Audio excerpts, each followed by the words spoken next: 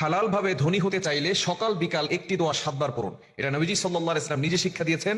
আবু দাউদ শরীফের 1555 নম্বর হাদিস। আবু সাইদ খুদরি রাদিয়াল্লাহু আনহু থেকে চমৎকার হাদিসটা এসেছে, যাদের হালাল ভাবে ধনী হওয়ার ইচ্ছা আছে এবং সম্পদশালী হতে চান, ঋণ থেকে মুক্তি পেতে চান, তারা এই আমলটা অবশ্যই করবেন। নবীজি সাল্লাল্লাহু আলাইহি ওয়াসাল্লাম একবার তিনি যাচ্ছিলেন, আবু সাইদ খুদরি রাদিয়াল্লাহু আনহু তিনি বলছেন, এটা আবু দাউদ শরীফের 1555 নম্বর হাদিস। আবু সাইদ খুদরি রাদিয়াল্লাহু আনহু বলেন, নবীজি সাল্লাল্লাহু আলাইহি ওয়াসাল্লাম যখন মসজিদে নববীর পাশ দিয়ে হেঁটে যাচ্ছিলেন, এমন সময় দেখেন আবু উমামা রাদিয়াল্লাহু তাআলা আনহু তিনি মসজিদে বসে আছেন। নবীজি সাল্লাল্লাহু আলাইহি ওয়াসাল্লাম ডাক দিয়ে বলেন, ইয়া আবা উমামা, ও আবু উমামা, তুমি এমন সময় মসজিদে কেন যে সময় নামাজের ওয়াক্ত হয় নাই? আবু উমামা রাদিয়াল্লাহু তাআলা আনহু ডাক দিয়ে বলেন, ওগো নবীজি, দুশ্চিন্তা ঋণের বোঝা আমাকে মসজিদে নিয়ে আসছে। সাহাবায়ে কেরাম দুশ্চিন্তায় পড়ে গেলে, টেনশনে পড়ে গেলে তারা মসজিদে চলে যেতেন এবং তারা ওযু করে নামাজ পড়ে আল্লাহর কাছে চাইতেন। সাহাবায়ে কেরাম সব সময় আমাদেরকে যে মেসেজগুলো দিয়েছেন যে কোনো বিপদে পড়ে গেলে আল্লাহর কাছে সাহায্য চাইতে হবে। আল্লাহ তাআলা নিজে বলে দিয়েছেন 2 নম্বর পারা 2 নম্বর পৃষ্ঠার 10-11 নম্বর লাইনগুলোতে সূরা বাকারার 152 নম্বর আয়াতে আল্লাহ তাআলা জানিয়ে দিয়েছেন, ইয়া আইয়ুহাল্লাযীনা আমানু ইসতাঈনু বিস-সাবরি ওয়াস-সালাহ। সূরা বাকারার 153 নম্বর আয়াত, হে ঈমানদারগণ, তোমরা ধৈর্য এবং সালাতের মাধ্যমে আল্লাহর কাছে সাহায্য চাও। সাহাবায়ে কেরাম বিপদে পড়লে আল্লাহর কাছে সাহায্য চাইতেন।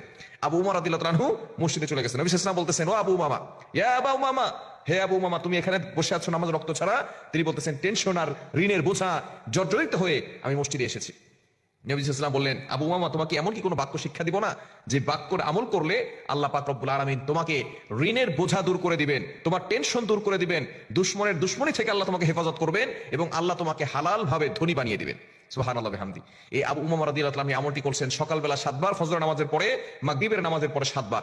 এই দোয়া পড়ার পরে কিছুদিন পরে আবু উমামা রাদিয়াল্লাহু তাআলা নবীজির কাছে এসেছেন হাদিয়া নিয়ে, ইয়া রাসূলুল্লাহ, আপনি যে দোয়া আমাকে শিক্ষা দিয়েছেন, এই দোয়ার আমল আমি পরিপূর্ণভাবে করেছি, 5 ওয়াক্ত নামাজ পড়েছি, আল্লাহর কাছে দোয়া করেছি, আর এই দোয়াটা বেশি বেশি পড়েছি, ফজরের পরে 7 বার আর মাগরিবের পরে 7 বার পড়েছি। আল্লাহ তাআলা আমার ঋণের বোঝা দূর করে দিয়েছেন। আল্লাহ তাআলা আমাকে এত পরিমাণ সম্পদ দিয়েছেন যে আমি যাকাত দিতে পারি এবং আপনার জন্য হাদিয়া নিয়ে আসছি। দোয়াটি হচ্ছে, আল্লাহুম্মা ইন্নী আউযু বিকা মিনাল হাম্মি ওয়াল হুজনি ওয়া আউযু বিকা মিনাল আজাজি ওয়াল কাসালি ওয়া আউযু বিকা মিনাল জুবনি ওয়াল বুখলি ওয়া আউযু বিকা মিন গলাবাতিদ দাইনি ওয়া কাহরির রিজাল। বুখারী শরীফের ভিতরে হাদিসটা এসেছে, তবে এটার রিওয়ায়াত একটু ভিন্ন আছে। তবে এই হাদিসটা আবু দাউদ শরীফের 1555 নম্বর হাদিস।